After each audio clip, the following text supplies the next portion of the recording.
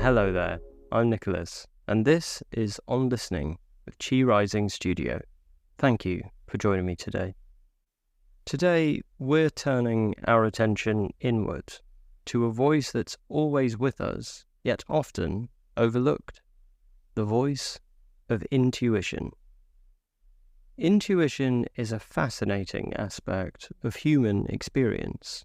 It's that gut feeling, that inexplicable knowing that sometimes guides us towards or away from a decision. It's like a gentle whisper in a world full of noise, a subtle nudge, a quiet voice of inner wisdom that often gets drowned out by the methodical nature of our daily lives. As a concept, intuition raises so many questions. How does it work? Where does it come from? And perhaps most importantly, how can we learn to listen to it more closely? One of the most intriguing aspects of intuition is how it differs from our regular thoughts. While our logical mind tends to analyze, compare, and argue, intuition often presents itself as a calm, clear, and immediate knowing. It doesn't try to convince us. It simply is. This distinction becomes particularly interesting when we consider how intuition interacts with other mental processes, like fear or wishful thinking. The interplay between intuition and rational thinking is complex and fascinating. It's not about one being better than the other, but rather about finding a balance, a partnership between our logical mind and our intuitive wisdom. This balance can be challenging to achieve in our modern world. We live in a society that often prioritizes rational thinking and tangible outcomes. From an early age, we are taught to analyze, to provide reasons for our choices, to back up our decisions with facts and figures. Whilst these are valuable skills, they can sometimes overshadow our innate intuitive abilities. So what exactly is intuition? Psychologists and neuroscientists have been grappling with this question for decades. Some theories suggest that intuition is the result of our brain's ability to process vast amounts of information subconsciously. According to this view, when we have a gut feeling about something, it's actually our brain rapidly analyzing patterns and making predictions based on our past experiences and knowledge. Other perspectives view intuition as something more spiritual. In many Eastern philosophies, intuition is seen as a connection to a higher wisdom or universal consciousness. This raises fascinating questions about the nature of consciousness and our place in the universe. Could our intuition be tapping into something beyond our individual experiences and knowledge? The role of intuition in decision-making is another area ripe for exploration.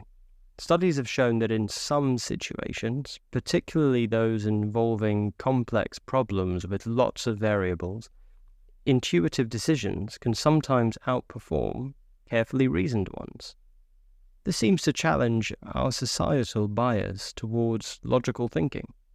But how do we know when to trust our intuition and when to rely on careful analysis?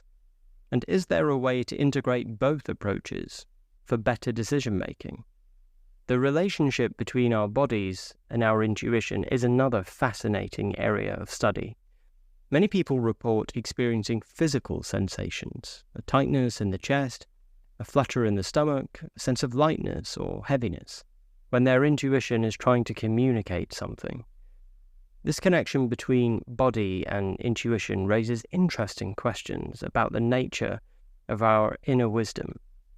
Is it purely mental, or does it have a physical component as well?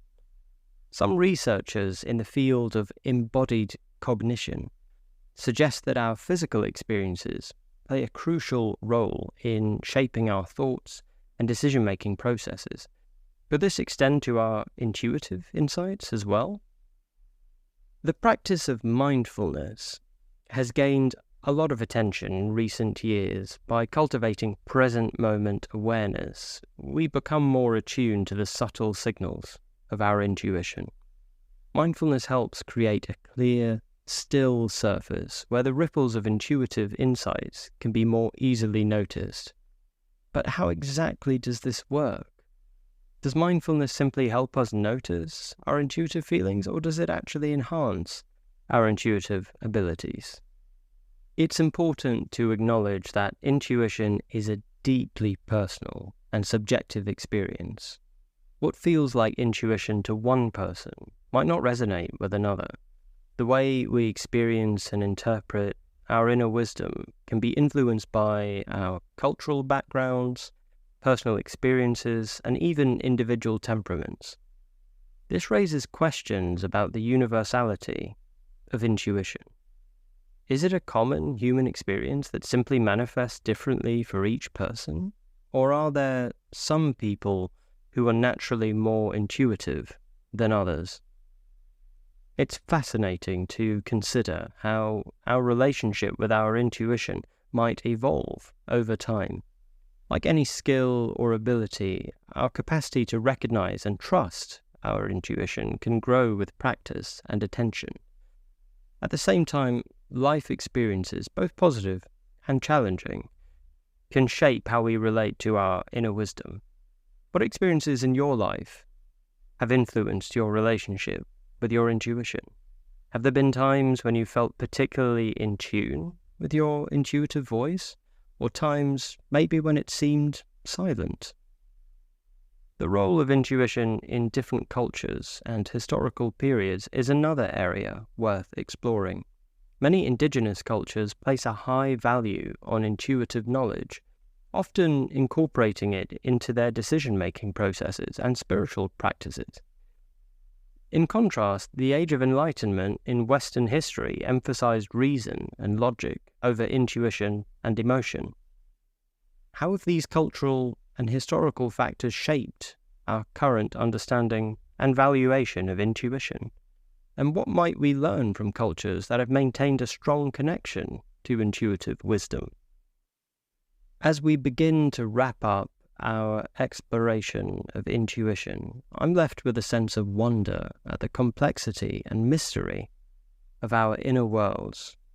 Intuition seems to exist at the intersection of mind, body, and spirit, challenging our understanding of consciousness and decision-making. It invites us to listen deeply, not just to the world around us, but to the subtle whispers within us.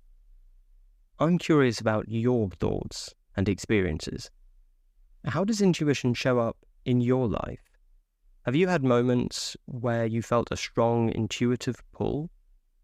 How do you navigate the balance between intuition and rational thinking? These are questions worth pondering as we continue our journey of deep listening. Remember, the journey of listening to your intuition is just that, a journey. It's not about reaching a destination or achieving perfection.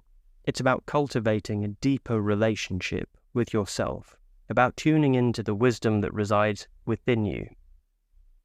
As you go about your day, I invite you to notice these moments of intuitive knowing, not to judge them or force them, but simply to observe them with curiosity. What does intuition feel like for you? How does it speak to you? By bringing awareness to these experiences, we open ourselves to a richer, more nuanced understanding of our inner world. Thank you for joining me today. Until next time, this is Nicholas. If you found value in this episode, please consider sharing it with a friend who might also find it interesting. Your support helps us continue to create this space for learning and growth. You can find out more about our studio and our podcast at chirising.studio.